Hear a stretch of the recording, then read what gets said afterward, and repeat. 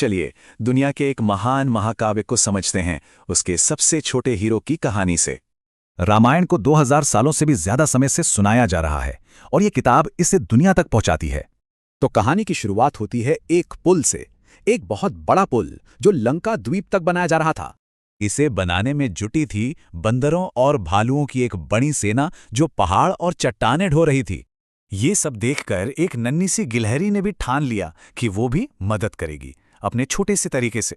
सेना के लीडर राजकुमार राम की नजर इस छोटे से जीव की जबरदस्त मेहनत पर पड़ती है और उसकी भक्ति से खुश होकर वो उसकी पीठ सहलाते हैं। कहते हैं वही 3 धारियां आज भी गिलहरियों पर दिखती हैं। ये कहानी बहुत फेमस है ना? पर मजे की बात यह है कि ये वाल्मीकि की असली रामायण में है ही नहीं। तो फिर सवाल उठता है कि असली कहानी क्या है और ये गिलहरी वाला किस्सा आखिर आया कहां से? देखिए, रामायण असल में राजकुमार राम का सफर है अपनी पत्नी सीता को बचाने का। सीता का अपहरण कर लिया था राक्षस राजा रावण ने और यहीं से शुरू हुई अच्छाई और बुराई की महालड़ाई। अब असली दिलचस्प बात यह है कि ये कहानी वक्त के साथ कैसे विकसित हुई है। कहा जाता है कि रामायण कोई किताब नहीं बल्कि एक ऐसी कहानी है जो हमेशा नए सिरे से जन्म लेती है।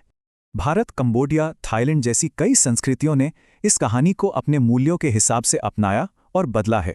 और यही बात वाल्मीकि की रामायण और बाद की लोक कथाओं के बीच का अंतर एकदम साफ करती है।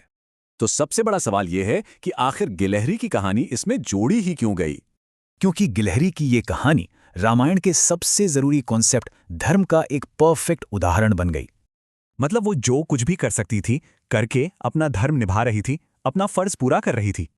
ये कहानी हमें सिखाती है कि कोई भी काम छोटा नहीं होता, हर कोशिश की अपनी एक अहमियत होती है।